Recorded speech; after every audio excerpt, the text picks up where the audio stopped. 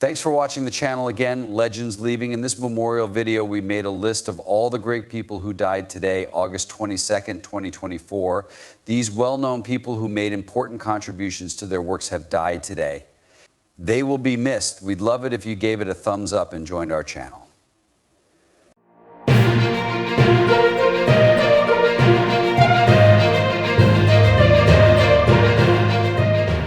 5. Scott Dean Bloomquist was born on November 14, 1963 in Fort Dodge, Iowa. That's Scott Dean Bloomquist was born. He became a famous figure in American dirt super late model racing. Bloomquist has always been interested in fast cars and the sound of engines. He loved racing as a child and quickly turned it into a job that would change the sport forever. As a child, Bloomquist moved to California with his family. There, he became familiar with the racing scene on the West Coast, which made him even more passionate about the sport. His natural ability was already clear when he was a teenager and he was already competing in local races. Soon, he would be on the national stage. Bloomquist quickly became well known in the dirt late model racing world. He quickly became a tough rival because of how aggressively he drove and how well he seemed to understand dirt tracks.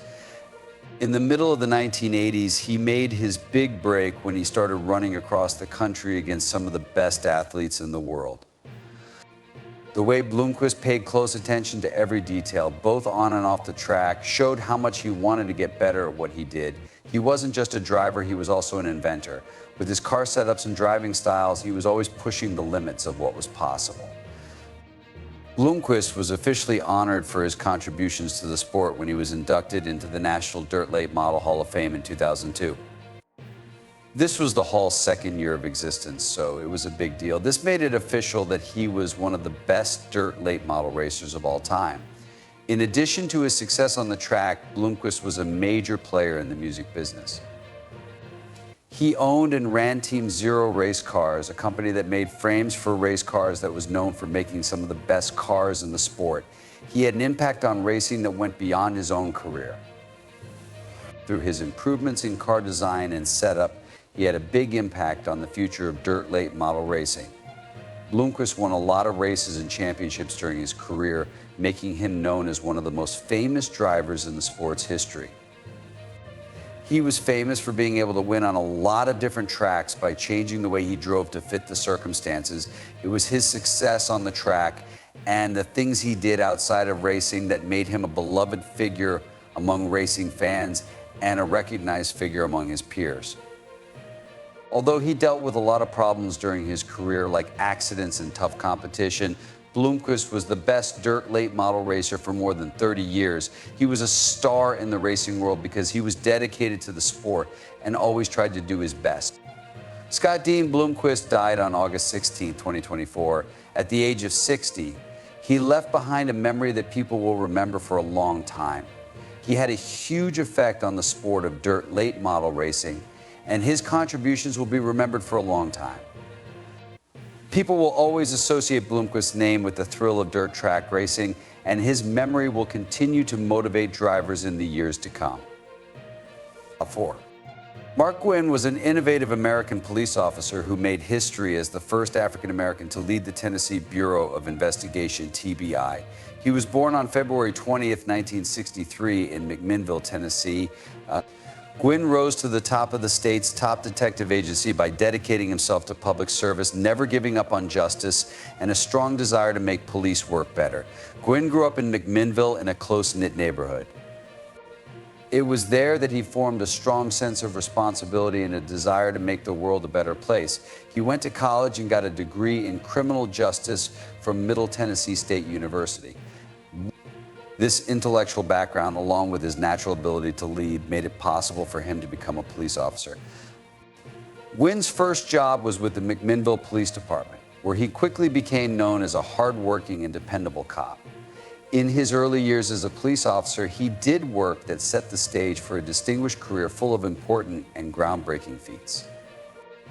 Mark Gwyn was named director of the Tennessee Bureau of Investigation in 2004. He was the 8th director of the agency's history.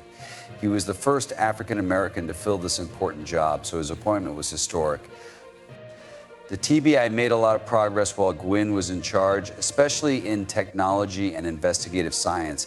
He played a big role in bringing the TBI up to date and making sure it was ready to deal with the complicated crimes of the 21st century. He also put a lot of effort into responsible policing and getting involved in the community.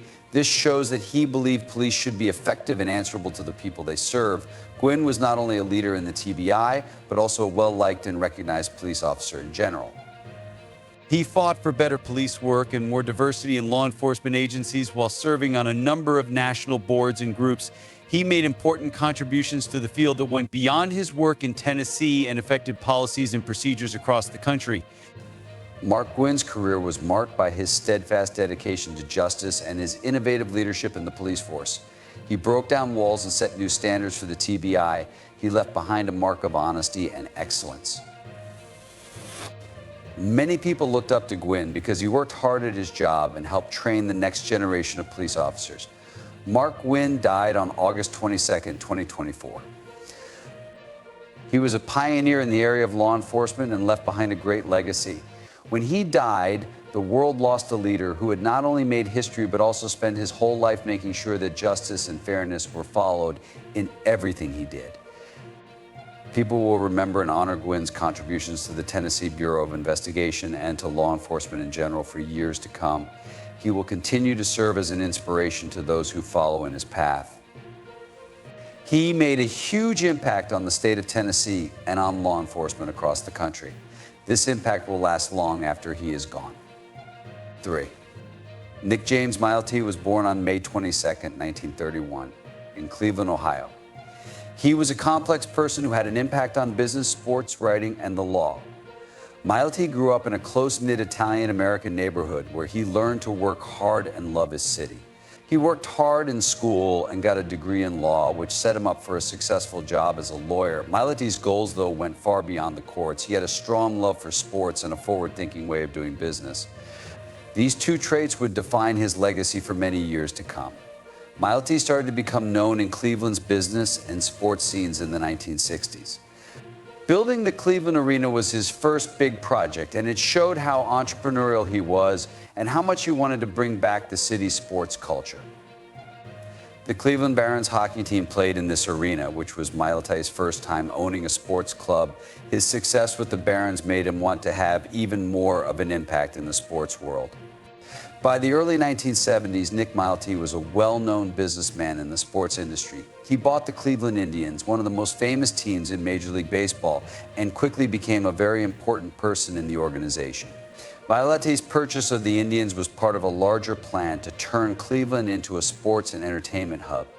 At about the same time, he bought the Cleveland Cavaliers, an NBA team that had only been around for a few years. Both teams started to build the roots for future success while he was in charge, but Mileti had to deal with a lot of problems such as limited funds and the stress of running multiple sports teams. Mileti had bigger plans for Cleveland than just sports. He played a big role in building the Richfield Coliseum, a modern stadium that the Cavaliers and other entertainment events would use as their new home. This project showed how much Mileti believed Cleveland could become a big center for sports and entertainment. He made a lot of contributions to the city through more than just his business ventures. He also wrote a lot of books that showed his wide range of hobbies and experiences. Mileti stayed committed to his legal work and his community, even though his business and sports activities kept him busy. Many people knew him for his kindness and desire to repay the city that had helped him so much. Mileti wanted to leave a lasting mark on Cleveland his whole life, and his work in the entertainment and sports businesses showed that he was able to do that. Nick James Mileti died on August 21, 2024. At the age of 93, he left behind a legacy that is strongly rooted in Cleveland's history. His drive and vision helped shape the sports scene in the city, and his impact can still be felt today. Mileti did a lot more for Cleveland than just own sports teams. He was a major force in the city's culture and economic growth during a very important period in its history. People who love Cleveland and believe in its promise are still motivated by his memory. 2. William James Pascrell, Jr., born on January 25, 1937, in Paterson, New Jersey. William James Pascrell, Jr. was a dedicated public servant who spent his whole life fighting for the needs of his people and policies that showed how much he cared about social justice and the public good. Pascrell grew up in Paterson in a working-class home. From a young age, he felt a strong sense of community and civic duty. His upbringing in Paterson shaped his political career and gave him a deep understanding of the problems regular Americans, especially those living in cities, face. Pascrell got both his bachelor's and master's degrees from Fordham University, where he went to college. After that, he went back to New Jersey and started working as an educator, first as a high school teacher and then in administrative jobs. His work in education stoked his desire to help people, which is what made him run for political office. Pascrell became mayor of Paterson in 1988 and stayed in that job until 1997. As mayor, he worked to boost the city's economy, make it safer for everyone, and give young people more educational options. During his time as mayor, he worked hard to fight crime and boost the city's economy. This earned him a reputation as a practical and successful leader. Because he cared so much about public service, Pascrell chose to run for the U.S. Senate in 1996, Congress or the House. Having won the race, he became the U.S. In 1997, he was the representative for New Jersey's 8th Congressional District. After redistricting, he later became the representative for the 9th District. Pascrell was a strong supporter of healthcare reform, veterans' rights, and economic policies that helped the middle class for almost 30 years in Congress. He was famous for working on problems that urban areas had, which shows how close he was to Paterson. Pascrell was a strong supporter of labor unions and pushed for policies that would protect workers' rights and make jobs safer. He was a member of the Democratic Party. During his time in Congress, Pascrell was known for always being there for his voters and being able to work with people from different parties to get things done. He fought hard for gun control, easy access to health care, and school reform. He always tried to get policies passed that would help his area and the whole country. Additionally, Pascrell strongly believed in protecting the environment and actively worked on many projects that meant to protect natural resources and fight climate change. Pascrell was known for having a strong link to his community outside of his work in Congress. Throughout his career, he stayed involved in Paterson. He often went back to his hometown to meet with constituents and make sure their views were heard in Washington. Many groups noticed how dedicated he was to public service, and he won several awards for his work with veterans, the elderly, and urban communities. At the age of 87, William James Pascrell Jr. passed away on August 21, 2024. He left behind a life of work, advocacy, and dedication. During his almost 30 years in Congress, he worked hard to make the lives of his people better and to push for policies that were fair and equal for everyone. People in New Jersey and across the country will remember Pascrell's influence for years to come, and his work will continue to inspire future public workers. In New Jersey politics, his death marks the end of an age, but the people he helped and the causes he fought for will always remember him. 1. Michael Richard Lynch was a British tech developer who was born on June 16, 1965 in Ilford, Essex. He was one of the most important people in the UK's tech industry because of the way he thought about business and technology.